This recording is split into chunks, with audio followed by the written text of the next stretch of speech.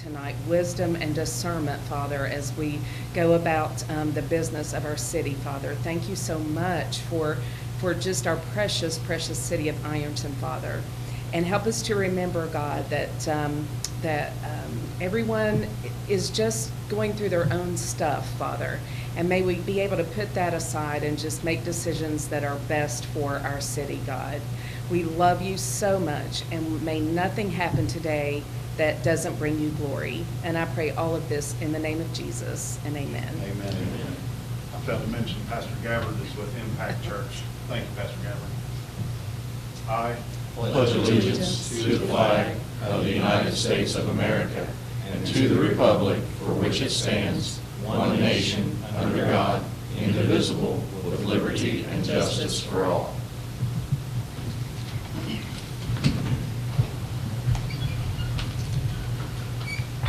Roll call, please, Mark. Cleary. Here. Haney. Here. Harvey. Here. Hawk. Here. Klein. Here. Harry. Here. Pierce. Here. Next on the agenda, we have the approval of minutes from the regular council meeting of January 12th, 2023. Do we have any edits, additions, omissions to those minutes? Seeing none, those minutes, Craig, sorry. Next. Okay, those minutes will stand as approved. Craig? Chairman, I have a son that has a last 8th grade basketball game tonight that I have to get to, so in light of that, I would like to make a motion to deviate from the normal agenda and start with communications and our legislation, then back to our audience participation in respect for our invited guests' time and travel. Have a motion? Yeah, I'll second that. I have a motion by Craig and a second by Bob to deviate from the original council agenda. Roll call, please, Marta. Cleary. Aye. Haney. Aye. Harvey. Aye. Hawk. Aye. Klein. Aye. Harry. Aye. Pierce. Aye. We will now deviate from the regular agenda. Moving on to communications. We have communications from the High Division of Liquor Control in regards to Armory Steakhouse. Does anybody request a hearing? Request no hearing. Move to request no hearing. I have a motion by Craig to request no hearing. Second. Second by Mike. Roll call, please. Cleary. Aye. Haney. Aye. Harvey. Aye. Hawk. Aye. Klein. Aye. Harry. Aye. Pierce. Aye. Council will not request a hearing on that liquor control request. Moving on to reports, there are none. Moving on to ordinances. Marta, would you please give ordinance 2301 first reading? Amending the temporary budget for the city of Ironton, state of Ohio for the fiscal year ending December 31, 2023, and declaring an emergency. First reading. Jacob? Bob? I'd like to make a motion to suspend the rules and give ordinance 2301 second, third reading by title only and possible adoption. Jacob? I'd like to make mention that 2301 received favorable recommendation by Finance, and I would also like to second that motion. We have a motion by Bob and a second by Jacob to suspend the rules for ordinance 2301. Roll call, please, Marta. Cleary. Aye. Haney. Aye. Harvey. Aye. Hawk. Aye. Klein. Aye. Harry. Aye. Pierce. Aye. The rules have been suspended for ordinance 2301. Would you please give ordinance 2301 second and third reading by title only? Amending the temporary budget for the city of Ironton, state of Ohio for the fiscal year ending December 31, 2023, and declaring an emergency. Second reading.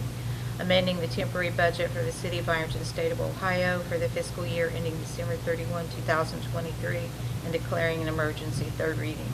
Jacob? Make a motion to adopt ordinance 2301. Bob? I'll second the motion to adopt. We have a motion by Jacob and a second by Bob to adopt ordinance 2301. It's hard to say 23 for some reason. 2301. Roll call, please, Marta. Cleary. Aye. Haney. Aye. Harvey. Aye. Hawk. Aye. Klein. Aye. Harry. Aye. Pierce. Aye. Ordinance 2301 has been adopted. Moving along to ordinance 2302. Would you please give that first reading? Authorizing the acceptance and the mayor entering into contract with Britain, Inc. for certain containerized equipment and improvements for the Ironton Riverfront Development Project in the city of Ironton, Ohio, and declaring an emergency. First reading. Bob? I'd like to mention we give this, the Finance Committee give a favorable recommendation. I'd like to make a motion to suspend the rules and give it second, third reading by title only. Jacob? I'll second. I have a motion by Bob and a second by Jacob to suspend the rules for ordinance 2302. Would you roll call, please? Cleary. Aye. Haney. Aye. Harvey. Aye. Hawk. Aye. Klein. Aye. Harry. Aye. Pierce. Aye.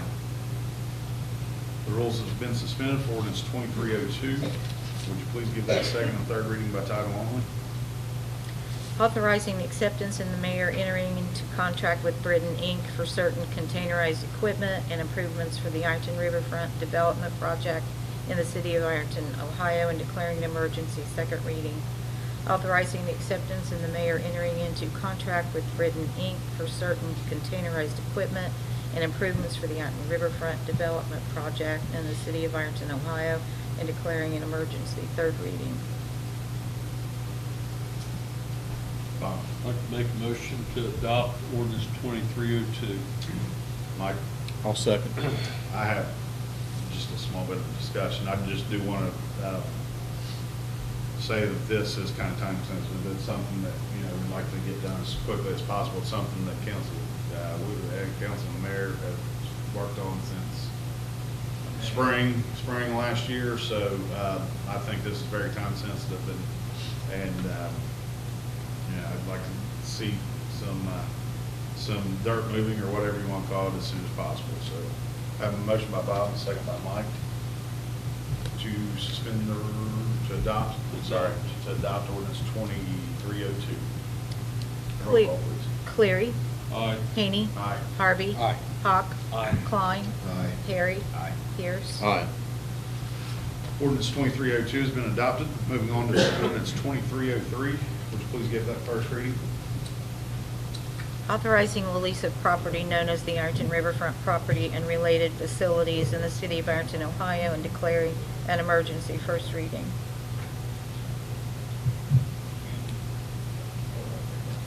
Jacob? I'd like to mention that ordinance 2303 received favorable recommendation by finance, and I would like to make a motion to suspend the rules and give ordinance 2303 second and third reading by title only. Chris? I'll second. I have a motion by Jacob and a second by Chris to suspend the rules on ordinance 2303. Roll call, please. Cleary. Aye. Haney. Aye. Harvey. Aye. Hawk. Aye. Klein. Aye. Harry. Aye. Pierce. Aye. The rules have been suspended for ordinance 2303. Would you please give that second and third reading by title only?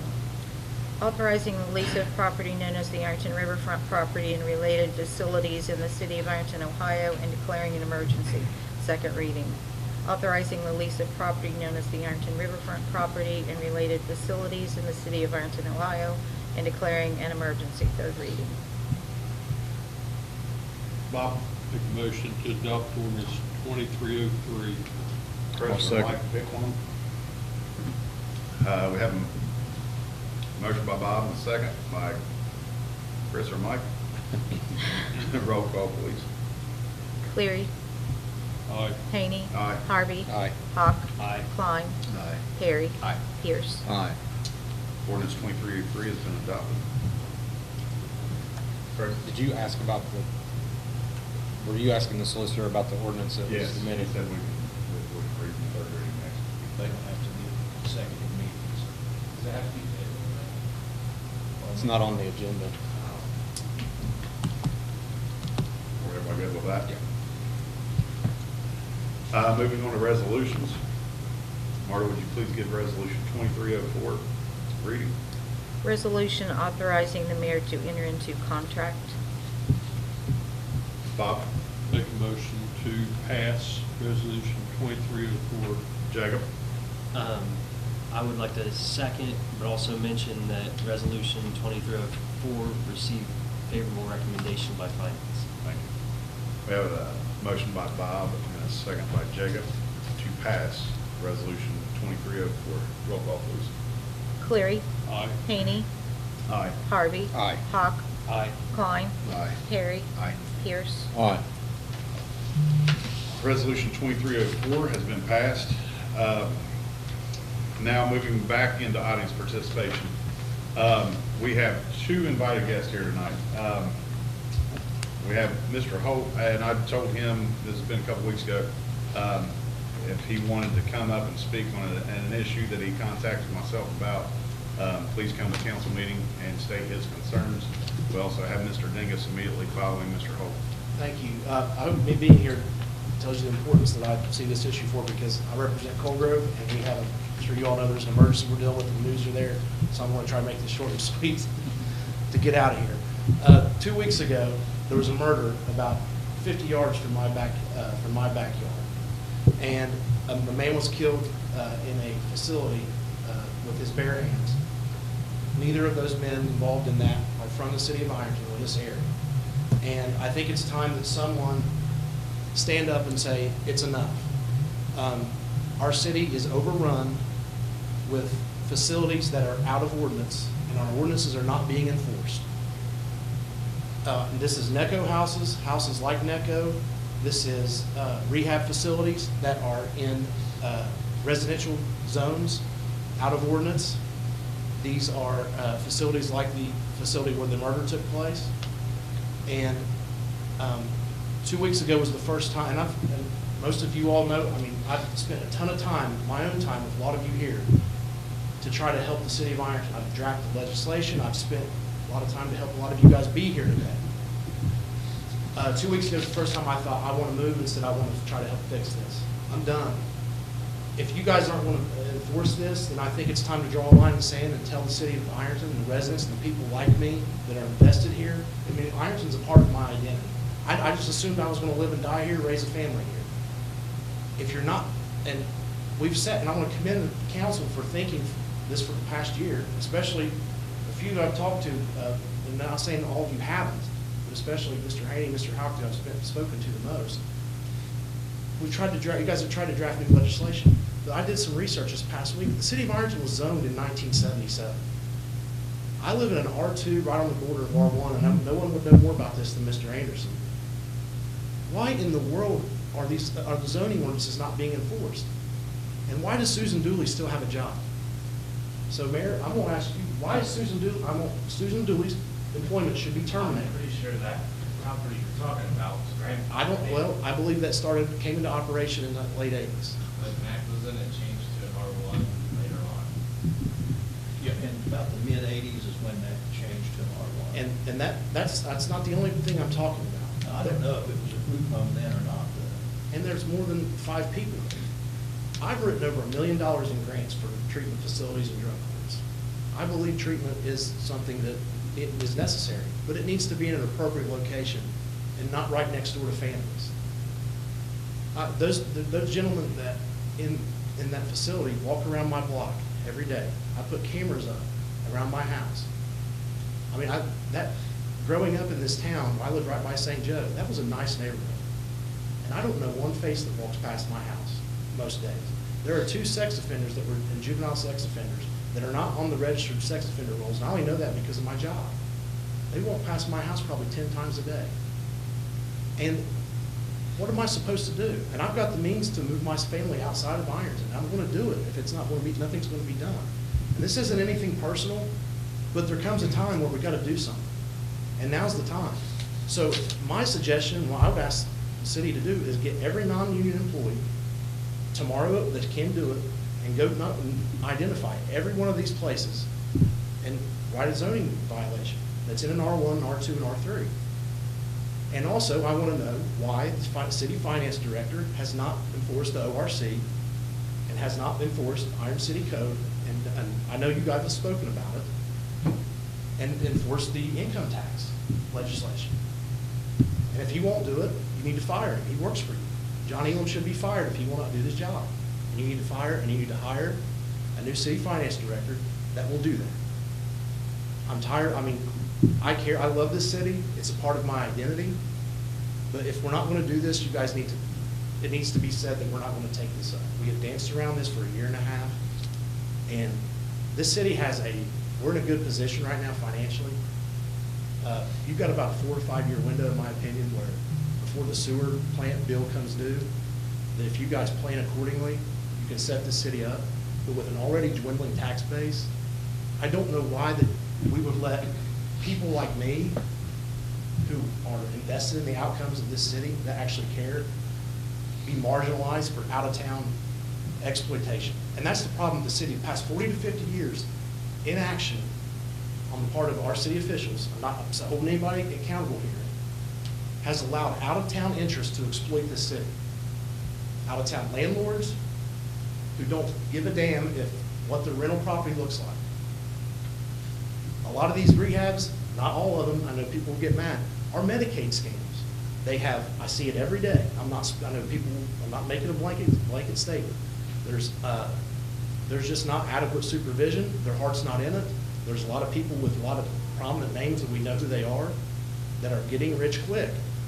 I've been approached by 5 or 6 people to, hey, let's start a rehab. It's not because they want to help people, it's because they want to exploit Medicaid. It's not right. And I don't understand why we aren't standing up to help our fellow citizens that actually care, who want to live and die here and raise a family here. And it kind of dawned on me that instead of picking up the phone and trying to do something and fix it, I'm leaving. And and the people that in here know me, if I had that thought, then how the hell are you going to keep anybody else here? So I think that every non-union employee tomorrow that has the ability should start identifying these places, shut them down. NECO is not going to act in compliance. I use NECO because I think that's the biggest threat to this city. They do not pay taxes. They don't withhold taxes. That's against the Ohio Revised Code. There's criminal penalties for that. I've identified the statutes.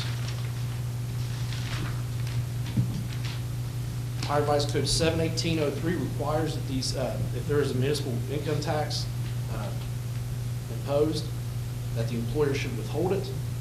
Section B requires that they have to pay it, or remit payment to the municipality.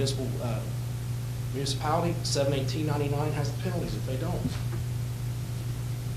I don't know why we're letting this happen, and I think it's time that we stand up and do it. Mr. Holt, I have a couple of rebuttals to a few statements. In regards to landlords, most on this council, if not all, have been involved in ordinances pertaining to vacant properties. The current legislation with a moratorium, current legislation with new zoning, we've changed zones from R1, we've created R1A, we've created a central business district. We've changed definitions of family in the codified ordinances. I think we've been very proactive when it comes to forward thinking and listening to citizens. I can sit here and say myself, and I think with all the people involved, that I think that all the legislation that we've passed within the last 3, 4, 5 years, throughout 3 or 4 years, is meaningful. I think we've put a lot of thought into it. We've also involved many community members with legislation. I really appreciate a lot of the work that everybody up here has put into some of the legislation, because it's taken, we're looking at 14 months currently on the legislation that just went to the Planning Commission at 5:15 today. So, I mean, it's been over a year for certain legislation that we worked on. I know there was a few of us, Nate, you probably remember this too, working on the vacant property. How many hours did we meet outside of council on that with city employees, citizens? I mean, there's just multiple hours in a lot of these ordinances that we've created that have been specifically brought up by citizens. So I think, I don't think we're being proactive. I don't think we're being reactive. I think we're being proactive, and I think, I think we have ordinances that are meaningful and not just something that we throw in there and vote on and push it aside. What do we do about the zoning? It's not, Susan Dooley, to my knowledge, has never written a zoning ordinance violation. But this is a grandfather situation. No, it's not. You can't go back and fight It's not though. There's not, was NECO around in 1977? Were any of these rehabs here in 1977? They weren't. It's time. I love, okay, if there's city employees that live in Ashland and don't have to worry about this, I've got 2 one-year-old sons, and that guy could have turned left and been in my backyard.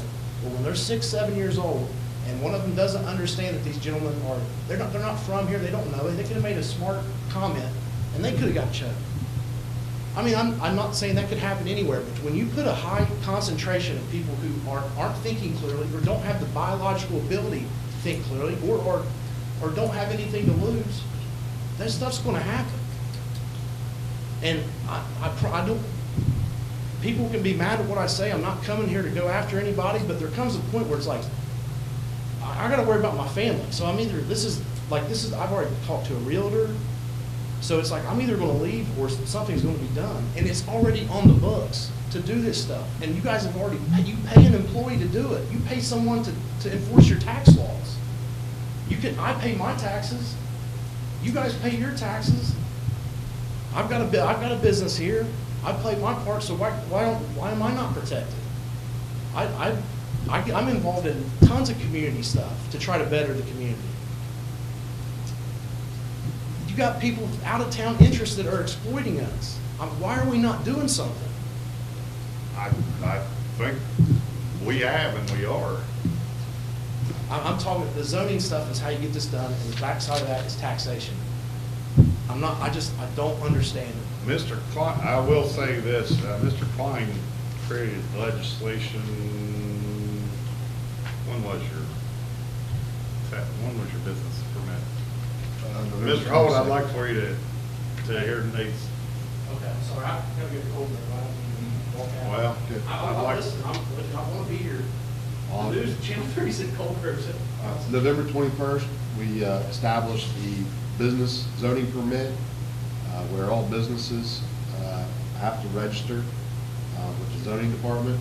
They have to be signed off with the income tax department that they're registered with them, their employees. So that was passed by us on November 21st. And the definitions that we have here, the group home situations that we talked about were identified as businesses. So wherever their locations are, they're required to file that permit. What do we do if you guys can pass on? It's supposed to be a $500 fine if they don't file a permit. That zoning's, that's supposed to be signed off with the income tax department and with the zoning if they're operating in the proper zoned area. And again, zoning laws are going to be supposed to be enforced with our code enforcement and making sure that the number of residences and so forth, their operations are conducive with our zoning code. Bob? It's one real quick question. Everything you said, I understand why you're saying it, but you said that you don't think that NECA is paying any income tax? That's my knowledge. I mean, I've asked about it and asked about it. I don't think they're withholding it. I know that they've indicated that they're not going to comply with what you guys have passed. I thought NECA was one of the only ones that's in the city said that we do pay. Well, maybe they do. On the record. From what I'm not here every day. I don't know. Yeah. But I know they're operating business in residential zones, and they should not be doing that. That's against the zoning Right. ordinance. I know they did. And I know that they've probably got 40-some houses at least. It might be 70. I don't know. But I Mr. just don't Klein's know brought why. that up many times, that should not be in the residential zone. They should He be said shut that. down tomorrow. I mean, how many times have we said that, Nate? If you're making money off of it, it's a business, right? That's why I think it's important for the business permit to be, when it's filed, that, it's cross-checked, is that business operating in a conducive area? So I feel like, again, like Mr. Train said, we've done a lot to try to go in the right direction and put the city in the right place to move forward. So I recognize it too. I don't think, in my opinion, group housing situations, no matter for what reason they're being housed in a group, is right for, an R1 or, so I share the same concern.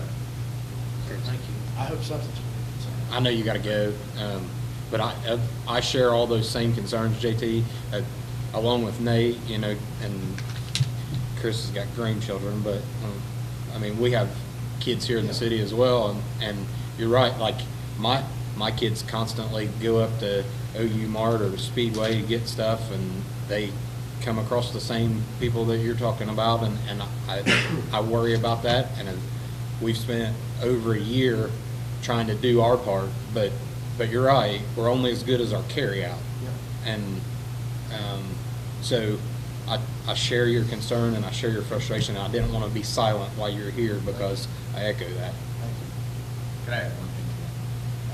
Thanks for your time.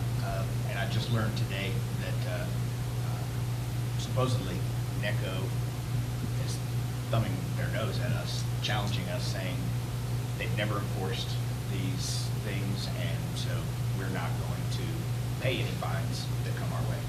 That's at least mildly disturbing to me. JT, thanks. Appreciate your time, appreciate your concern. Appreciate it. Thank you. Next, as our invited guest, we have Dr. Dingus with LEDC giving us a quarterly update. Probably more answer questions than provide information, but a number of things going on. A lot of work we've been doing is in the area of the environmental cleanup, try to get sites ready to use. It's been a real, fairly good progressive. The pop-off property as you come into Ironton down at near the bridge on Marion Pike exit, that is now, we did a complete phase 1 and a phase 2, so that is all clean and ready to use, or it's ready for use. We have the, on the city property, we currently have made applications and is moving forward to do the riverfront, the sewer plant property, I think the ball field area. So that is all in motion for that. We are pretty near having the old Gulf Chemical property, which has been a real long time because the radiation materials and so on that created a real issue, and had to get the Department of Health as well as the EPA, and we finally, through a EPA grant that LEDC had, we put $75,000 toward it, and then the state has come in and paid the rest. So we believe that in a matter of a month, we will have that clean. Where is that, Bill? The old Gulf Chemical Where is that? property, it's the, Jim Krotzenberg currently owns it. It's very near BC Tool Mill. It's across the street from there. Okay. So it's a vacant lot, has a lot of potential, I think, once we get it cleaned up. You know, small plots like that are really opportunities for for buildings. The Iron property, we've got it, we don't have the final things back, but we've got it down to 22 acres of requiring the membrane in it down to 3.5 acres. So that 3.5 acres, we'll probably try to designate as parking and calculate it with asphalt. And that should fulfill that, never built for. Chris? So just to make sure that I'm clear, across from BC Tool, is that to include that big blue rusty building, or just? Usually it's just a vacant, just a vacant lot. It's across from, Yeah. okay. The actual Gulf Chemical was raised many years ago, and no one ever cleaned it up afterwards. It was a situation that couldn't find an official owner, and it went through an auction and was picked up, and no one would take liability for it, and it was in a corporation that had no assets. So basically, we all had a piece of land that was unused, and we believe within a matter of a month, it will be a useful park. Do we have any idea who owns that building that I'm referring to, that blue manufacturing, have boats and things stored there, almost under the bridge? Yes, that is, that one currently, I think that we have, my understanding is it's under the operation. Now, you're one of the one on the other side of the railroad track. Correct, yes. Yes, that one I understand is Dr. Tony Virgin. His corporation is operating it now. Mr. Klein thought, yeah, Mr. Klein, Ralph mentioned that he thought that's who it was. That's I my just wanted to understanding. confirm that. Yeah, who I've referred clients to looking for properties. Okay. So that, and two, I think there's a lot of potential on the other side of the railroad. We once get things going, I've always thought there was potential there. But moving on through, I think getting these cleaned up is extremely important. This next summer is going to be a nightmare in Ironton. With all the things going on, I'll tell you, success brings a lot of heartache. And when we talk about the sewer line or the water line that we've been successful with on Ralph, the mayor has put together on 3rd, that we're going to be doing the Coal Grove. We had let the bid. The county was able to get successful bids on 2 roundabouts at Coal Grove on Marion Pike on each side of the bridge. There'll be one trying to keep traffic moving on 243, and then at the same time, and that project is in design now. It's a design build and should go into construction in June or July. So so summer will probably be in a lot of motion there. And then here, of course, on 93, we're just right in that same loop. I mean, that's one that's been worked on for some time. So it is possible that it is likely these 2 projects will be going on at the same time. And so if your main 2 entrances to Ironton has construction, it's going to be a tough city to get in and out of there. So I think we have to just assume it's going to be but the advantages after once you get those finished, up at South Point, if you could ever spare 10 minutes at 7:30, 8, 9 in the morning, just come over there and watch the hundreds of cars that go through that in just minutes. It is unreal how quickly people learn the process and go through it. So I think it's going to be a tremendous issue. You won't have backup traffic. We'll have a better route getting back on the 40, on 52 going east. It's just, I think it'll move so well the way it's planned. So that should be very helpful when it's finished. But we do have some hassles coming. Have to break an egg to make an omelet, correct? Pardon? I said you have to break an egg to make an omelet, correct? Yeah, that's a good way to put it. You'll let people, please tell them that, because when we did the solid exit, that became Bill Dingus' project.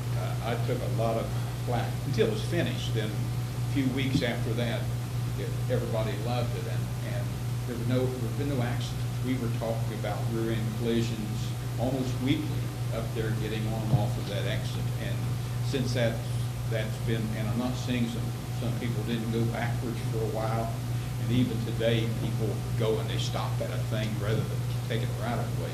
But there's no accidents to speak of. So it is really working well, and so that should be positive. So I will remember the omelet. Thank you. 2 other items, and then I may call around if you guys can help on 2 items as well. But we are looking at working on a virtual type of training facility in Ironton. We believe that the future holds for this region. We've had a terrible population loss. In the last decade, Lawrence County was the largest loser of population in the state of Ohio. Of the 88 counties, we were #1 on population decline. Of course, at the same time, when your population goes down, your unemployment, unemployment has gone down considerably. We're down to 3.6%. Those of you in business, you have a terrible time finding employees. We're almost fully employed around 4 to 5%. So you get down to 3.6. I mean, you've got people working that'd rather not be working. So our area is struggling. I was talking to one of our companies today, and he said, Bill, I have enough contracts. I'm turning them down. I could put 50 people to work tomorrow if they would show up and work. And so it is interesting. Is there any contributing factors? I mean, COVID probably had something to do with it. I mean, what would you? I think COVID, 2 things happened. I think that COVID developed a laid-back virtual attitude. I mean, people expected to work from home, and then there was so much money that they were able to get money much easier for unemployment. We We quit requiring them to even check in on jobs, and we changed a lot of our processes in our whole thing for the unemployed, and it did make it a little more challenging. And today, in our businesses, it's not uncommon for someone to call in sick and say, hey, you know, I'm not feeling well, I'm gonna have to go take a COVID test. It's just, particularly on the first day of hunting season, you know, it's things like that that's really challenging on employers, because many of our people, you know, we've got this new engineer profiles, and they run 24/5, and when you want to start the plastic moving, you can't shut it off. Where AmSty has to be 24/7, and when we open up Pure Cycle, it's got to be 24/7. You've got to have, when you start the processes, they have to keep running. But it is with the population loss, I mean, because that's kind of worrisome. Do you think, I mean, are there any contributing factors to that, as to maybe loss of business? Two or three things. I think one, I do think that we're losing a lot of our younger people. They, so many that go off to larger cities for a different lifestyle, something that we need to concentrate on in Ironton. In all honesty, I mean, as far as having more gathering areas and different kinds of things that young people will stay for. You know, I do think that's part of it, and I think that we really just it's just the aging population. If you look at the cycle and how many people are in Lawrence County are beyond the bearing age as far as children. I mean, we stand in the next 5 to 6 years, if you just stop and think about how many people that are out in the workforce today are above 55 or 60. And, you know, when retirement comes for them, and you have to be honest, when you get above 60 or 65, it's like one of my neighbors. I told him we needed to raise the retirement age up to 70. He said, Bill, 70 may be good for you. He said, but when I get to be 65, I'm not worth anything to someone. He said, I've worked hard all my life in manufacturing, in lifting, and said my bones, my joints, my structure won't be worth anything at 55 or 60. They're going to have to carry me, and you can't ask a company to carry someone to 70. And I'd never looked at it from that vantage point. You know, sitting in our seats, sometimes we don't think about the physical demands a lot of our people go through. Jacob. I have a one-off question. You may not have the answer, but with Lawrence County, we've seen that population loss. Do you know how like Boyd and Cabell County fared in the last census? They have down some, Okay. not to the level percentage-wise. But it's a similar trend. It's not like they were going up. And I think we can cure ours overnight with housing. See, that is the thing that I believe if Lawrence County would really focus on construction, building housing, you know, the mayor that pushed me all the time, get some condos in Ironton, and we could get the housing stock to increase. The nice thing is we're sitting in a population of you know, 370,000 people who could live here just as easily as live in Barboursville or Raceland or whatever if we had the lifestyle and the housing for it. So I do think housing, I mean, I look at these hills around us, and I think that housing is an important thing. You know, so to me, that's one of the elements. The other one is looking at some lifestyle opportunities, and I'm hoping this whole idea of the virtual work centers.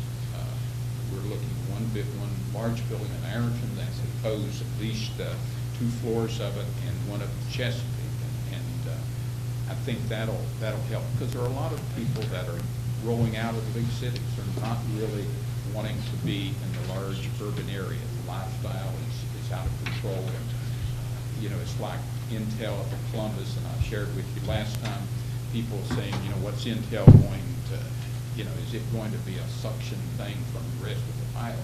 And I think not. I mean, those jobs are 136,000 on the average.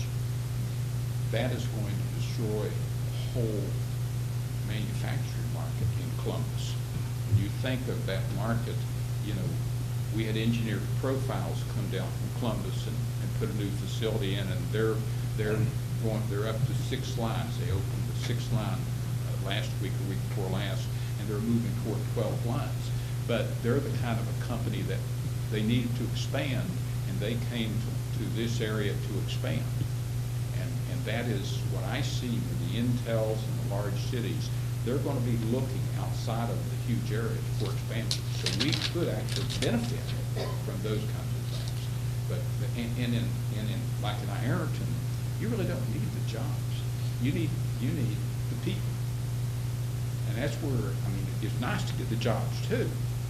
But if you had the people, if you had the housing here and we can get the people, I think that helps to enhance the quality of life as well. Definitely would help the income tax. But, you know, in Lawrence County, we're fortunate because if we can get 100 new houses filled, there will be people from across the river. The fastest growth part of Lawrence County 10 years ago was Rome. Probably 75% of the people that moved to Rome did not move there from Huntington like people think. They moved there from other parts of the country to work in Huntington. And that's the kind of, you know, those are working people. Usually they come with, when they come from outside the area, they come for a little higher paying job quite frequently. So it is something that housing, I think, is I see housing as probably the one ingredient that we need to concentrate on to enhance to get our population back up. Plus two, I question the accuracy of this last census. You know, the COVID was going on. People didn't, I mean, you couldn't get census takers. We have a GPS problem out home, and one day I had 3 census takers come to my house looking for someone else, and they said, well, can I put down that they were across the street and were gone? I said, absolutely not. You need to find them. You know, so I do think that there was a lot of problems. It was a time when people didn't want you in their house. They didn't want to open a door to a stranger. It was just it was an interesting time. And we have an awful lot of people in Lawrence County that don't want to be traced. I mean, they really don't want to know that people know who they are and where they are. So they're, you know, but nonetheless, I do think we had a population decline. It may not have been number one, but we did, and I think it's our problem to solve. Any other questions for him? Yeah, to piggyback off the housing conversation and your conversations with the mayor, do we have any prospects of any condominium type properties opening soon? Thanks maybe? to Possibly. the work of the mayor and Ralph, I think we may have a prospect. We're looking for. It's just we have depended on one contractor to help with this, and many years ago we took the Brunberg building, and it's fully into a condominium association. I mean, it is ready to go tomorrow. It's not, and we thought we had that moving, and we keep getting promises moving, but at this point, there's a real good chance that something will come together on that. So I'm a believer that Lawrence County needs condominiums. That's the one element of that, and townhouses and things that are condominium lookalikes. People don't. The condominium law is when you do condominium and put it into a condominium, you have to do them all. You can't just do them one at a time. But there's sections of law in condominium lookalikes where that you can have some type of a, and Mr. Attorney, you probably know the terminology, but we went through that with Kurt Anderson. He said that because you can build another type of association where that you could build them 1 or 2 or 3 at a time, you know, like, and that's what we want to do on the riverbank. They won't want to be condominiums, but they will be, they'll have all the things, but they will not be under condominium law, because you can't. So we're pushing on those. But the other 2 elements that are looking good, and really looking good, because of some federal money in it, is the turkey day, and also the sports part. You know, Ralph, here, I can talk about that, but Ralph has been the one to much more about the parking deck and the sports park. Yeah, the parking deck, I think we've seen or whatever, we did receive funding through the state of Ohio, $2.5 million. We just got announced, we got funded in the federal legislation for another $2.5 million. So that being said, I think we have dollars there. Cuyahoga Interstate Planning Commission has dollars set aside for us to go ahead and start doing the final design. I think we're looking at FY '26, which would be like July of '25 would be when we would anticipate the construction of that parking deck, and that would be next there to the transit center and things, the parking lots and things that we currently hold there that we've been talking about. That relates back to some of the housing issues. I know we approached council, how do we address residential parking, and I know they had some of these discussions. It's always a challenge. Hopefully this will begin to address some of those types of parking issues for downtown residential condos and things like that. That, you know, we look for opportunities to increase those parking opportunities for more people. It's a good problem to have. So, but it is a problem we recognize. And speaking of housing and something I want to throw out there, and we would like to invite all the council and land banks and things like that. Community Action has taken on a program where we picked up a vacant house that we tore down and constructed a new house. We picked up a house in bank foreclosure that we are rehabbing. We have another house that's going on, and we're working to try to do infill, rehab, and some other conversions of things to be able to take it to the market to sell to the public and things. And kind of looking at that, because one of the issues we have in the city, I mean, building new subdivisions, things like that's very difficult. So sometimes you kind of look thin, and so we're trying to investigate on that. And hopefully in March we'll have that, and hopefully you can all come and take a look at it. And then, but again, we're trying to develop that for creating a new homeownership market and things in the city. So right now, there's one home currently that We have you're one working new one on? under construction, one that's, we got all the bank foreclosure and was close to demolition, but we salvaged it, and another larger one down in West Ironton where we're trying to rehab it to kind of like hopefully to spread the R1 5th, 6th Street area down to the western portion of the town, or I guess that'd be North 5th Street. Western Street development, you just wrapping up people's quarter area. Yes. Which is how many units did you build there? Yeah, there was 20 so far, and then we have another 10 more than that. So again, trying to infill and use some of these lands, but we want to, we have developed affordable housing. You know, affordable housing is a need. It's going to be a constant need and huge as far as the demand. But one other way that we can create additional affordable housing is that as we have tenants that grow to be able to become homeowners, hopefully we can get them into homes working with some of the down payment assistance programs, things like that, which frees up that affordable rental unit for somebody who's not involved. So that's our strategies. We're looking at it, and hopefully we can share a little bit more on like what we're going to be running in costs and things on that we can maybe expand that program and do a little bit more numbers of. But again, we'll let you know that. Sports complex, and it's basically our gateway travel and tourism initiative to create that twofold, to create a travel tourism industry, to bring people to the county to support our local businesses, but then also that serves over to this new emerging, the new age workforce who can work from Ironton as well as Cleveland, as well as whatever. So we're trying to get together the infrastructure, the amenities and things that will support that.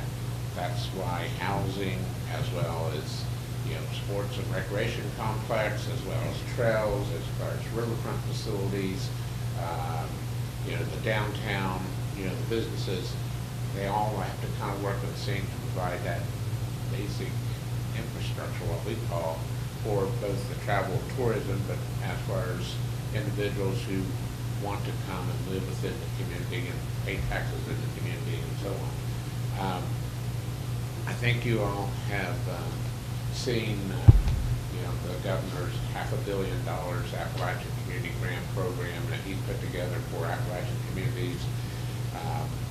We've been busy. The mayor's been a big part of the steering committee and things, as well as commissioners and planning organizations and villages and so on.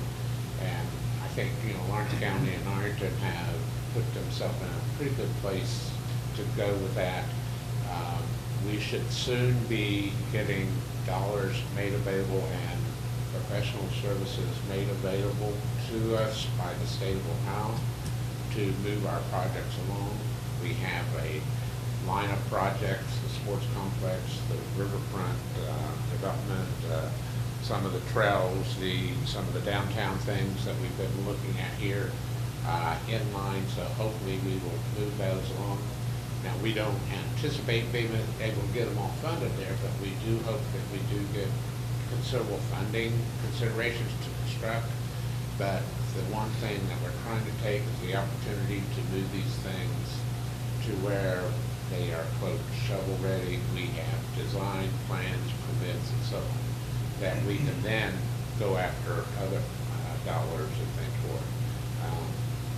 One big one, because we've been working with the riverfront. About 2 years ago, you all authorized us to go after a small river boat access. I can't remember exactly the name. It's through ODNR to improve the ramp and some of the other facilities on the riverfront. We didn't get funded on that one. The city of Portsmouth did during that period of time. But this is a biannual year, which is coming up here. So hopefully we will be coming back with a sizable request, application to ODNR with that. But what will help us on that is that if we can have all the design core permits and things like that in place when we go in after these projects, then they're going to be shovel ready and a lot more competitive for those funding. So that's a strategy. We're optimistic, I think, and hopefully we can do that. And I think this will be the year of planning, design, and permitting, and hopefully next 2 years after that will be a lot of construction. So It's frustrating. So, Mike? Mr. Klein, sometime back you had spoken about expanding the splash park area. yes. Has there been any movement, any thoughts on that? That's one of the activities that we have, that hopefully we can get this design and things like that during this year, and that's included in this comprehensive package. They want large, impactful packages, projects that they can come back, they say 20 years from now, and say, hey, our investment made this huge difference in the economies and Appalachian. So that's... Seems we're going to be breaking several eggs to make the omelets. We hope. and it takes an awful long time. That's the frustrating, and some of you've been on the council and working around government here for many years now, and it takes sometimes years or decades to bring to fruition a project. It's I mean, when Ralph was talking about like grant applications, it's fun when it comes around 2 years later, you've already got it written, all you do is tweak it a little bit and it's ready to go. So there's, and things like your Emmer grant for the sports park, it was how much? For $3 million. Yeah, we got awarded that to ODNR money reclamation, so that would be one of the key components of that project. So. And those projects are all going to be spent local, and the money will go into local contracts as much as we can. So each piece helps, but things are There is some movement too. I've been working with them, trying to get a certification of a survey for the riverfront. So there is still movement on the riverfront on those things too. So I was just having that discussion today. So It's not in the floodway, right? that's not the question. Yes. Anything else? Question. Thank you. Any others? Appreciate your time. Thank you, gentlemen. Thank you very much. All right, moving on to audience participation. If you'd like to address council, please step to the podium, state your name and address. Jim Katzenberg, 5 minutes. 2529 South 11. I'm just here for a little knowledge. You guys have talked about a moratorium on rehab places in facilities for a year. Is that correct? There's been a moratorium in place.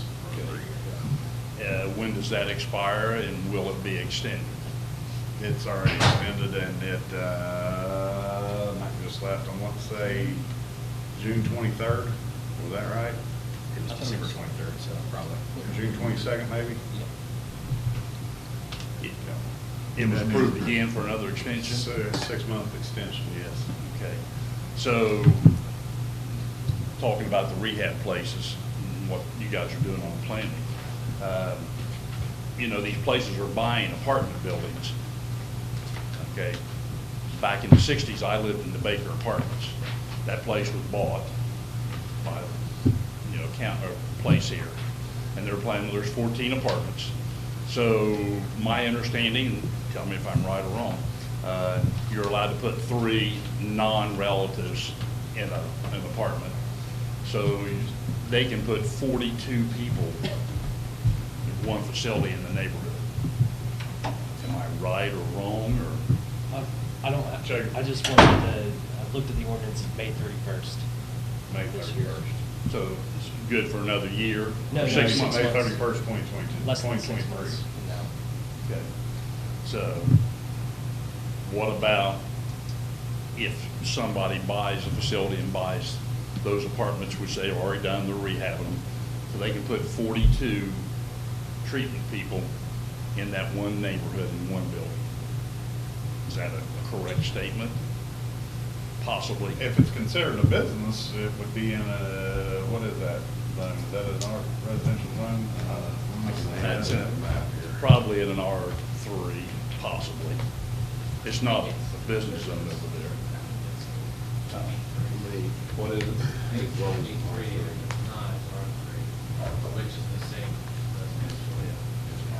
But you can see the complaints, and I've got one up in my neighborhood. You know, the Dodgens, they sold the old Ralph Malone property, 10 apartments up there on McGovney, and that place, they're waiting for the moratorium to go off, and then we're gonna have 30 people in one block, or in one, you know, location.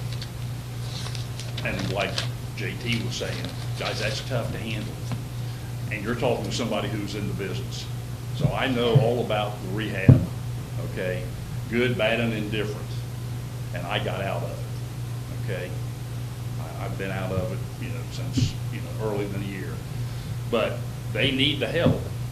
But again, when you take and put 30 people in one neighborhood, and if they don't have supervision, okay, if you don't have a night monitor, all of you guys know you guys have all had complaints. They're a Speedway, they're, you know, they're peddlers, wherever they're at. You know, I've got 3 houses, 1 block from me behind my grandson, okay? So, I mean, it's getting, as JT said, for an example, it's getting bad. Again, I'm very knowledgeable. I was part of that, and I'm out of it. But it's a tough thing to swallow for people in town, and your property values, you know, are not going to be good. Nate? Sure. Jim, I understand concern. One of the things we did already pass last year was the establishment of a new zone for R1A, which would allow for single dwelling, but have the setbacks and lot requirements for existing R2 and R3.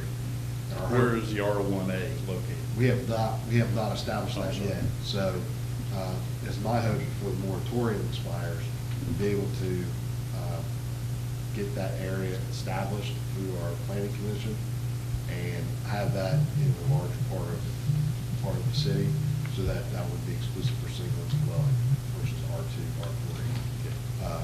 So that's something that we are working on. I understand that.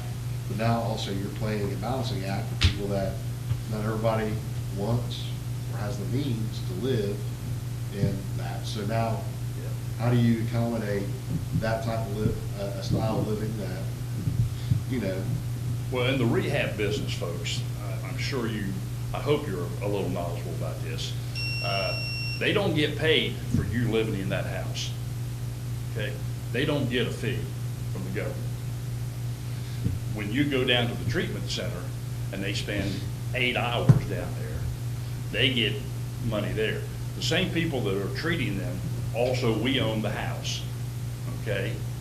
So we get no money, absolutely not a penny, for that house to be up there.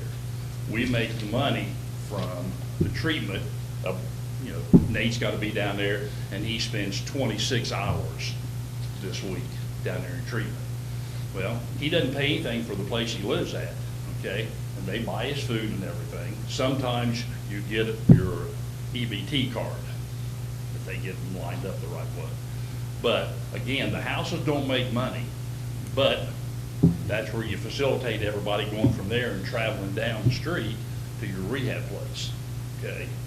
So unless you've got an inpatient place, which I built down in Brown County. That was a residential thing, treatment center that had treatment inside and you lived there, okay? But that's not what these are doing here. These are all, you know, residential houses in neighborhoods with supposedly 3, which, you know, you guys are not naive. You know there's more than 3 people in some of these places, okay? I don't care what they tell you. I can tell you what's going on up in my neighborhood, okay? But again, I'm concerned about the future because there's 10 apartments and I see 30 people. They need help, don't get me wrong. I'm not browbeating them, but there's a lot of times there's no supervision on these places, okay? So, okay? I'm just wondering too, with the legislation that was given favorable recommendation by the Planning Commission, 2265, which you helped write, that removes section F from an R3. So I'm just wondering the implication there. The place that you were saying, Baker's Apartments, yeah. That's a B. It's between Railroad and Center Street, right across the street from the assisted living home. Okay? Been there for 70 years. Should 2265 pass, then it takes away that definition, that section F in 126202, and then only adds it to B2. So that B, if it is a business.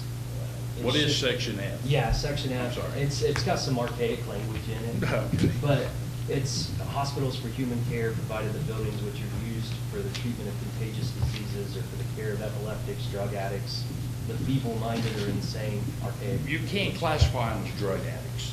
Okay.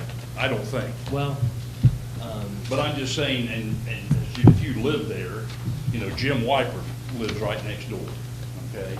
And, you know, that was a nice place for years when Dr. Baker owned it, and then Mike Fannin owned it for a long time. But if you put 42 people in that facility, which would be allowed, nothing against them, if that's what's allowed, then those people are going to do it, and I understand that. But you drop 42 people in that neighborhood, and whether there's supervision or not, you know, it's not good for, you know, the areas. They need a place. I'm sorry. No, you're good. No, it's okay. You're good. No, you started. That definition is what's in our current codified ordinance as far as hospitals for healing care, provided that buildings which are used for the treatment of contagious disease, for the care of epileptics, drug addicts, feeble-minded or saints shall be at least 150 feet distant from any lot in any residence district. That's the argument. That's what's currently there. Do you think they're drug addicts? I mean, I'm asking, I don't know. I don't think so. Well, Again, I've been in the business. I think according to our they're all solicitor- rehabilitated, they're all tested negative, they're all clean. According It's to our just a solicitor, living that- facility. Sort of, according to our solicitor, this definition does apply to that, and that's Okay. that's what we've asked, so. Okay. But this right here would change it, because right now, currently, the only place that is able for operation is in the resident R3 district. R3, not business, not hospital. Not anywhere. So what this does is take it out of residential zones and place it in the B2, B3, or hospital zones. So, for instance, the apartment's up by my house. It's in an R3, okay? Okay. Block above Craig Harvey's house. Is It's on it- Left McGovney.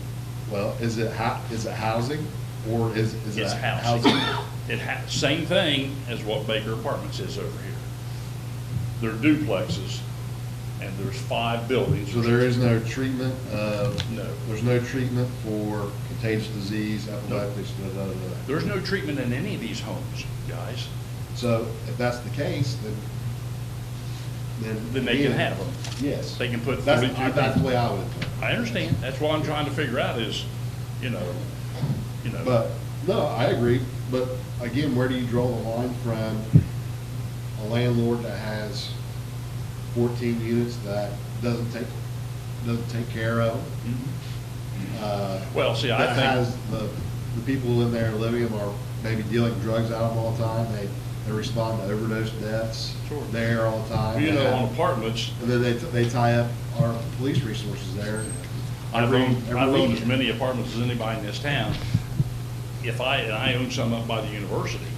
If 4 of you guys were going to live at their university, or go to school at the university and live in my apartments, by the ordinance, there couldn't be 4 guys living in it. Is that correct? They're not blood relatives. Right. So, But in my life, if it's the neighborhood, the residents, their will, that they have single dwelling homes only, then they should be put into an R1 or R1A area. So, again, that's something I'm hoping we tackle. But again, where do you draw that line? Well, like I said- Do you eliminate all types of housing for multifamily? Do you do away with No. duplexes? Do you do with triplexes?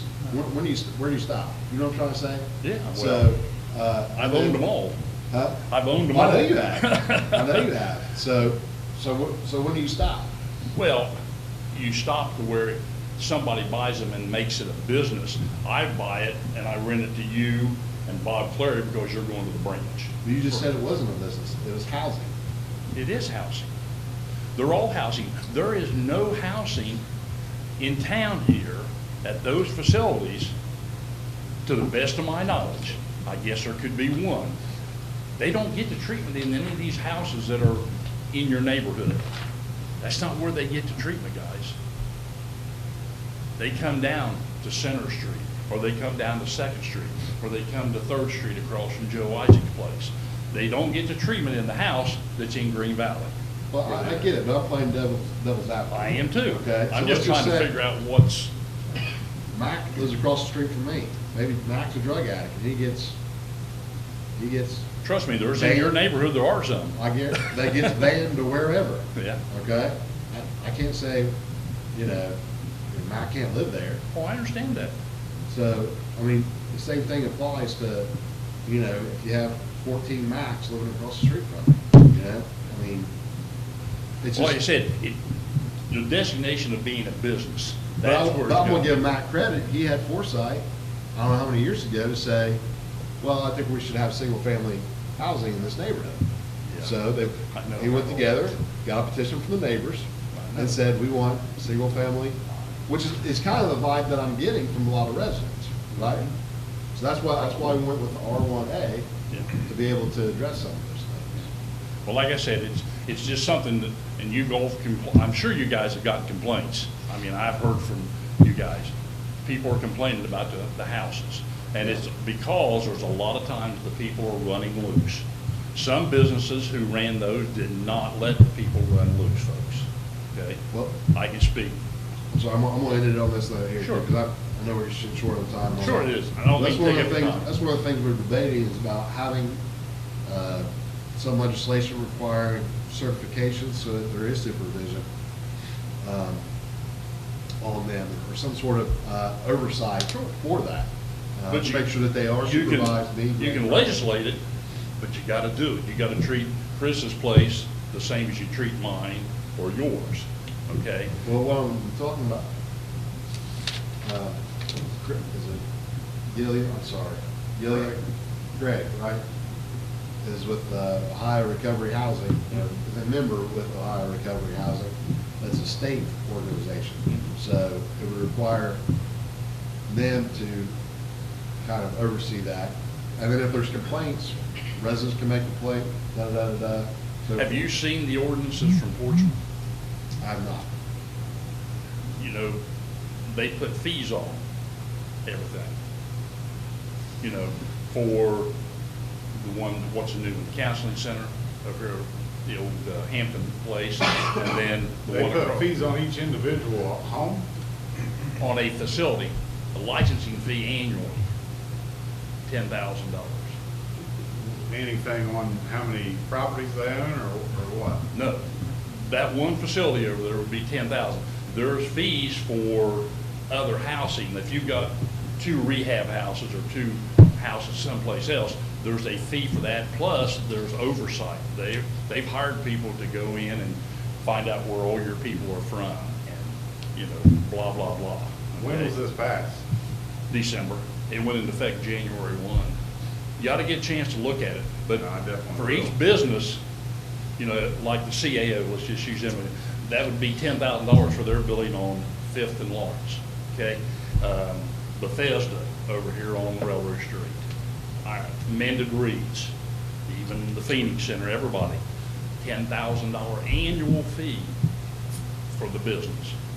And then there's fees for the housing and stuff, and supervision. So there's fees for the housing out in, The city of Portsmouth, are they zoned, do you know, if Portsmouth? they've changed their zoning, guys, I don't have them handy, but they've changed their zoning also. But they put the fees on so they can hire, you know, Nate to go around and make sure everybody's doing the same thing for everybody and making sure the care is fine. Mayor? Just to say, if we should do the strategic planning meeting on this part of it. Yeah, I didn't mean to take your time. No, you're but I'm fine, just- you're, but I it's- appreciate it, because I didn't know. I know you're getting created complaints from legislation. people about houses. How would you like to see one come up with 42 people Right, right. over on 7th Street? I'm sure Jim Whitebird, if he's able, him or Sis would come over and say something to you folks. Jacob? I chair the strategic planning committee. If you can you get with me and we'll get something set up? Yeah, just you get Yeah. a hold of me sometime, tell me when it's gonna be, I'll be glad to. Okay. Give you what knowledge I have. All right. Where did you happen to see that legislation at? And then I saw it in hand. I had a copy at one time from, down You have a copy of that I had a legislation? copy. Oh, you don't Yeah, have it? I don't have it now, but I can order it. I mean, I can find somebody who's got it, but Portsmouth City Council, boy, they just, they put the hammer down. And they have a moratorium. If a doctor wanted to come into Portsmouth right now, no medical, no treatment, no nothing's allowed in the city of Portsmouth. Now, you can go to them and say, I'm a dentist, I want to come in. They'd probably make a variance and let you come in for a business. He comes in and he's got a drug treatment center and he's trying to do this and that, trying to help people. They'll deny him. Now, they'll let you as a doctor put something in, okay? I mean, I'd like a chance to review. Sure. I'd like to see it, I'll see if I can get a copy of it. If you can get a copy, I don't care to call tomorrow at lunch or something and request Yeah, a no, copy. I'm gonna get a copy, I'll get it to you. And then I you can appreciate pass it that. around to the other members. Well, and then if you don't care to get it to us quickly, then you and Jacob get together Sure. and get on a strategic planning meeting. Let's kind of work something out where we got. I'm sure you guys, I don't think the complaints have quit from houses, No. have they? I mean, I don't Well, that's know. why- I know for a while. That's why earlier, Mr. Holt, I said, I'm tired of listening to address council. I've heard about it. That's right. For, And, you for know, 14 months. again, like you said, you can then put all the legislation in you want, but you gotta put some teeth in it. And, you know, that's tough, because it means you gotta hire people, which, oh, you want me to work 4 days this week? You know, it's tough. But again, you're gonna continually hear complaints, because they're overrunning in town, not just in Ironton. They're Right. overrunning everywhere, guys. I mean, they're in the county. If you don't care to staff or adjournment, maybe get with Jacob real quick, and let's set up a strategic plan meeting. That's fine. I'll do Okay, that. Thanks, appreciate guys. you, thank you. Yeah. Any other audience participation tonight?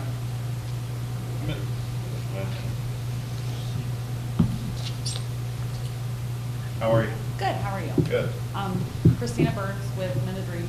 I just, will be very quick, I just wanted to follow up on where we were on, like, I don't know if it's the same strategic planning committee or some type of an advisory board where the area agencies would be able to come together to have some discussion to tie up any kind of loose ends with the legislation. Yeah, I think last time, last time we met was like before the holidays. Yeah. It's kind of been on hold. I know everyone's been a little busy, but I could include that in that.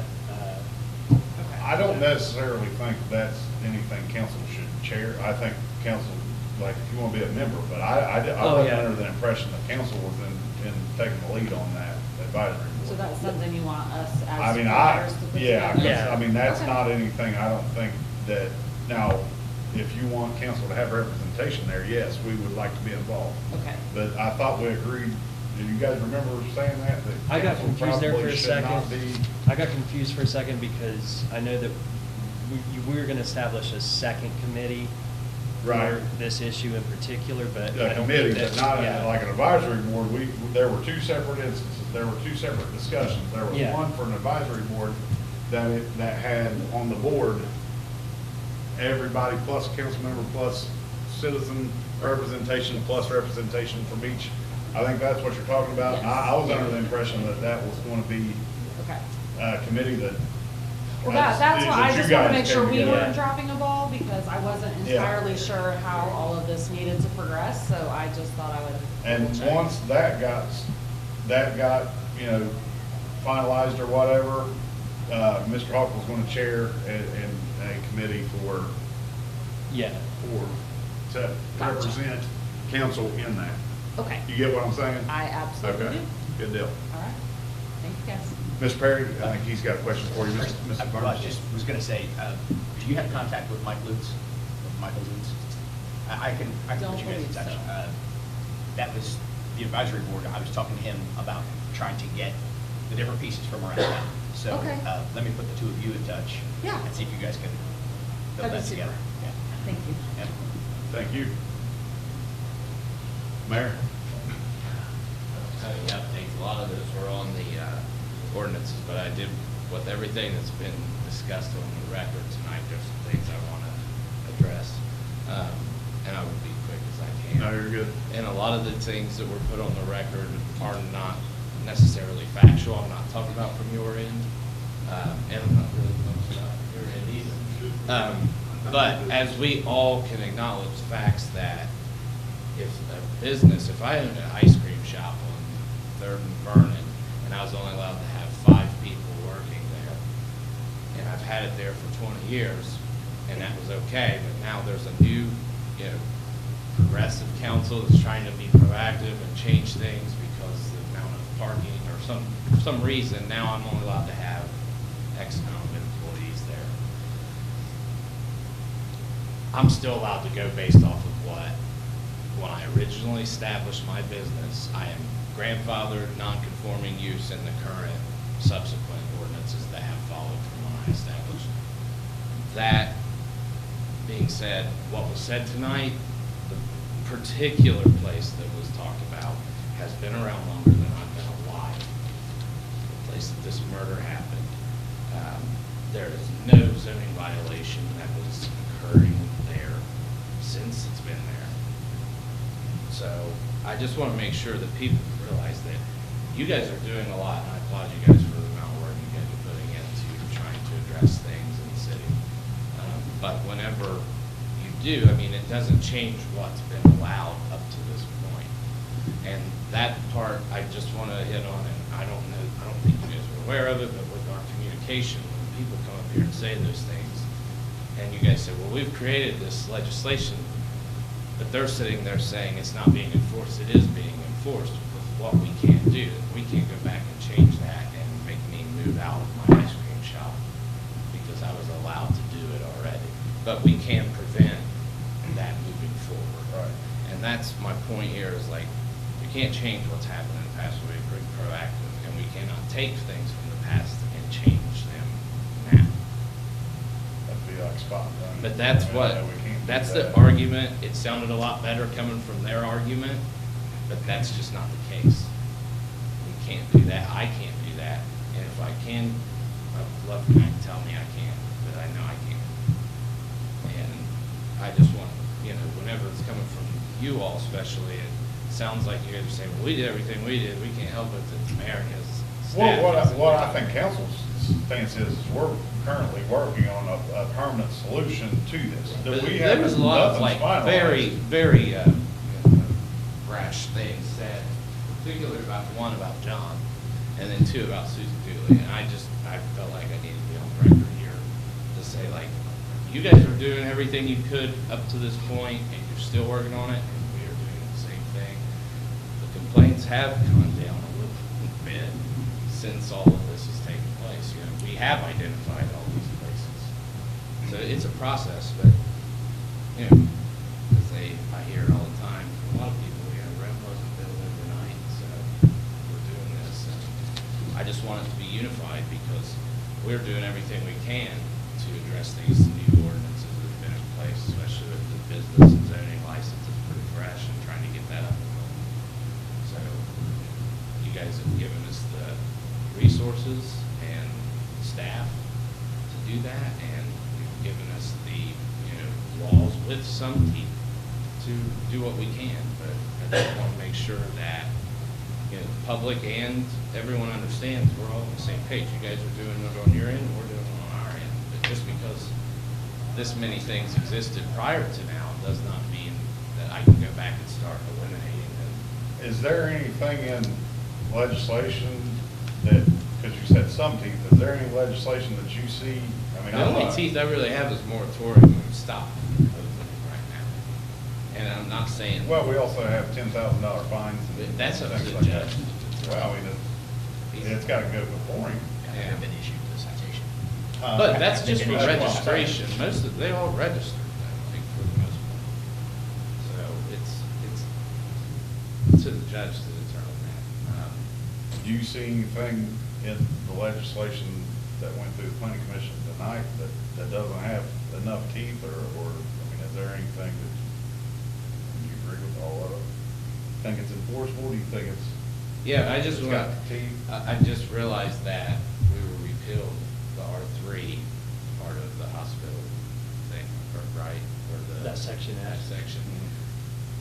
Just so everyone that may come here for a future meeting, or any of us, be aware that if they were in that R3 prior to today, they're still allowed to be there. That's all I ask, is that people realize that there is this thing called non-conforming use. Just like, if we went and tried to zone out one of our enemies or something, now you can't have your business there anymore. It's been there 50 years or something. You can't do that. That's to protect Once everybody. they stop, and once they stop from that use for one calendar year, or one full year. I know, yeah, That- only that's like no one longer. Archer's process is example. Mr. Mayor, does Susan Dooley actually go out and write citations for ordinance violations? For zoning ordinance? Yeah, zoning violations. ordinance. We have one. I don't know that I have one. That's what my point is. when you create a new zoning law, that does not make it a violation now because it was allowed prior to.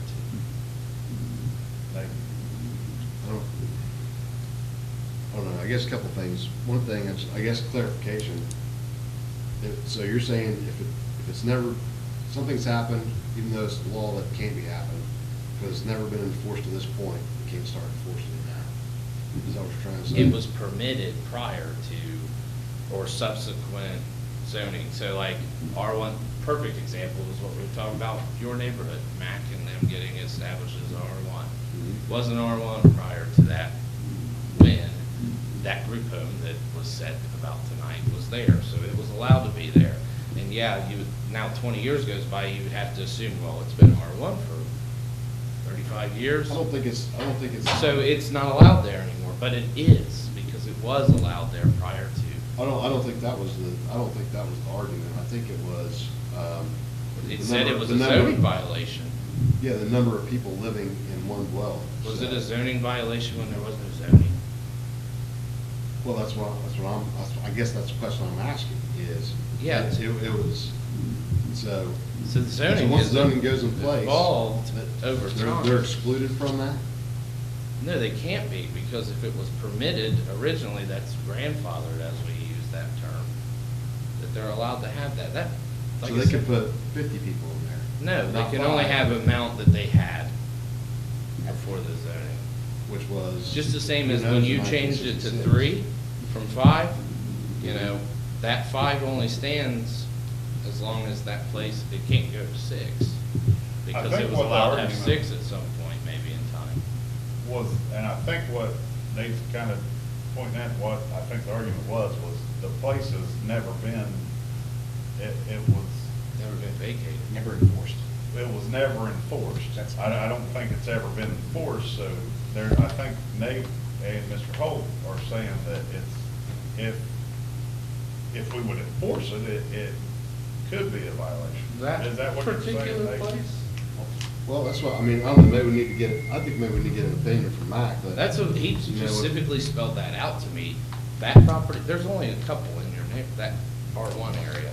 The other one, It has- Waldo's again- duplex, which is still It grandfathered has in. nothing to do with zone R1, 2, or 3. It's the number of people living there, the dwelling. So is it 5 or How many more than dwellings?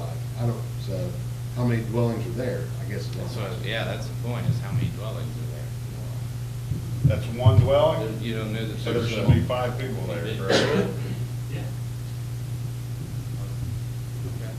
So they're currently they're out of compliance if they have more than 5. As long as that was what it was established, though, is what my point It is. is, it was. No, when we established zoning, we didn't just come with the whole zoning code. It's evolved over time. So there may not have been anything at that point in time. That's what we've been researching for the past 2 weeks now. Getting this original zoning code, because this one goes back to about the commencement of this. So just because it's R1 today, and it might have been R2 prior to that, it may have still been there prior to any of these rules. Mac had always told me that was a grandfather property. But I don't see how you can have a grandfathered in property that has unlimited. If there, well, if I owned a building in 1975 and I had 30 people living in it, I'd be grandfathered as long as I kept 30 people living in it and I never vacated it, because there was no zoning. Now, building code wise, I don't know what the code would have been. So, I think the question lies in the fact that the charter was written in 1977. Charter says. 85. The zoning. Charter was written in 1977. Correct. 85. Zoning, though, ordinance. Zoning came before the charter. Okay, thank you. So, charter in 1977, zoning in 1977, and if it explicitly said X, let's just say 5 or 10 or whatever the number is that's written in that, and if the casual, unwritten rule of thumb is, Ironton doesn't really enforce that, I'm gonna bring this business in and I'm gonna plop 20 people in because they're not enforcing it, then it's not, I just need some clarity, I guess. It's not that Ironton said you can have 20 people there, it's that we haven't enforced, Chris, that's not what you're saying? We haven't enforced this 5-person occupancy or this 10-person occupancy. How do you know it was there then? Because I'm looking for that information still. Well, but in 1977, it was 5. No, that's not necessarily true that it was, especially in any given area. I guess that's the clarity I'm looking for. Yeah. So. 77 was the R1, 2, and 3. 4, 28, 77, That was- 1977. And what does R3 say right now about the treatment of, what was that? They said, I know that we talked about drug addicts being in there, but what else R3 was it? currently has it, it's the only district. Okay, so does that it. wasn't an R3 at one point? I think the more important question would be if the definition of a dwelling was there in 77. That's my question. It's actually was considered a facility. But any facility, any place, and Max spelled this out, is any place that people are living at is considered a dwelling. It's also considered a facility by some of the terms I've seen. Anything over 5 was considered a boarding house. And by facility, do you mean they're receiving some sort of treatment? Yeah, I mean, they're not there for, I don't know, I'm not gonna get into So maybe specifics. that's the angle. Honestly, maybe that's the angle. There's that nothing, is- but what I'm telling you is there's not gonna be anything you can find stick on this. But maybe that's the angle is we need Can't some. change it. But we need some clarity to determine whether it's just a dormitory or if it's a facility where people are actually getting treatment. Do you see what I'm saying? 1977. It wouldn't matter if it's R2. been there prior to. The thing all about it is these laws that being when they did this, they had to define the definition of the family to go along with this. Now that it's been changed to 3, purpose of an residential R2 district is to encourage the establishment and preservation of medium, high-density residential neighborhoods characterized by 1, 2, 3, 4, and 4 family buildings for owner and/or rental occupancy. Non-residential uses permitted in this district shall provide auxiliary services and/or shall contribute to the stability and long-term stability of the area for residential purposes. Permitted uses, no building or structure or land shall be used, and no buildings or structures shall be erected, altered, or enlarged, which is arranged, intended, or designed for other than one of the following uses. All permitted uses as regulated in R1 single-family district, except as hereafter modified, 1, 2, 3, and 4 family dwellings and dwelling groups containing not more than 4 dwelling units in any one building. Offices for physicians, surgeons, dentists, and other healthcare professionals such as optometrists, podiatrists, chiropractors, provided that there is written consent of 60% of the adjacent property owners and their agents. And off-street parking is available to accommodate one space, 10 feet by 20 for each 400 feet of floor area. Just to save the time, I've read that, I don't know how many times we've all read it, but It was passed in if you think it's a 1977. zoning violation, just ask the Andersons for an opinion. If it's a zoning violation today, based on its entirety of its existence, we'll go enforce it. But I'm telling you right now, it's not gonna happen.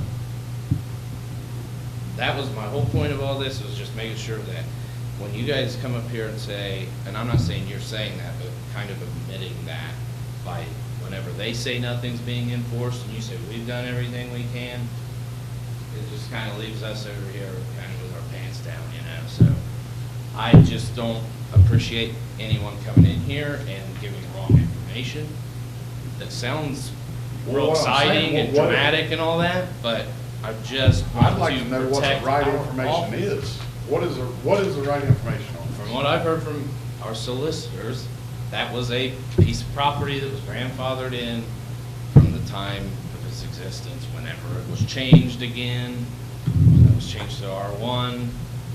That property's been there longer than at That least property's been there since our nineteen age. seventy-seven? 80s.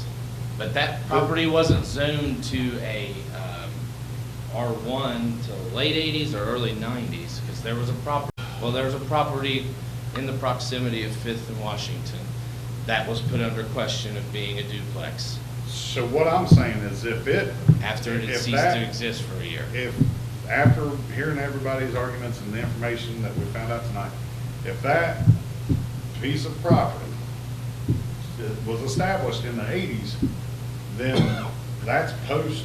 But what was the zoning code then? Is my point.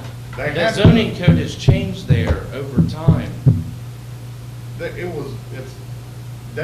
It's dated in the. Yeah, but that's like from the top five original, ordinances. you know, It's dated. but look how many definitions you guys changed today. How many And times it'll do you be think these dated in the definitions have codified changed? ordinances. There's dates on all this stuff. That's why you have to have dates on it. Like, we can't. Any section that has been changed or altered since the inception of it has a date of the time that it's. I mean, here's the ORC, or it at least states the ORC code that's made from. You know what I'm saying? So what I'm saying is if that is correct, which I didn't know when it was. They would have brought this issue up a long time ago if it were. I don't think so. It's just now. But becoming this an is issue one for that's everybody. particularly, I've heard about it over a year ago whenever I had to deal with a property that was trying to be a duplex again, that couldn't be a duplex again. I'm just saying. In the this- same neighborhood. This in particular, we've all heard about it for 14, I'm just 16 saying, months. we need to be on the same page. We are enforcing everything you guys have given us the tools to do. And if you're not satisfied with it, we can just stop doing it. Why would But you that's stop- not where I'm why would at. you I'm not stop trying to doing fight it? with you guys. I just want to make sure that things that are said on the record in here are always factual and they are not written off, okay? Well, I disagree because there's been many people step to the podium that didn't state factual information. But when you guys said we've done everything, that's my whole point of this conversation. I just But pointed, you well, I think we can't go pointed out, back I and don't think we change said it, we've though. done everything. You I guys s- are doing a lot of Hold on a things. second, Mayor. We said that here's the legislation that we have worked on or spent multiple hours working on. I don't think anybody up here said we've done everything. Well, We haven't done we've it. done what needs to be done for this to be enforced. We haven't passed any of this legislation. Well, I'm so- talking about everything from the past, but that's what I heard a couple times. Did any? And that's why I said, I don't I'd think like to that go was your back, Mayor, intentions, I but think if we're we going go to back agree and to read the disagree. minutes of it. I will entertain a motion to adjourn. Oh, yeah, I wasn't trying to fight with you, I told you that. I just I wanted know, to but make it I don't clear. think that anybody at council said that we've done everything. I don't think we've, got a motion by Bob and a second by Jacob. Roll call, or all in favor? Before. Aye. Thank you, guys. Before, We only had did two we get all staff. ayes? I just want to make a motion to accept the December 22. I'll second. 22 financials. All in favor? Aye. Aye. Motion to adjourn? Yep. Second? All in favor? Aye. Aye. Thank you guys for attending tonight's meeting. I know it was a long one. Thank you guys for sticking through.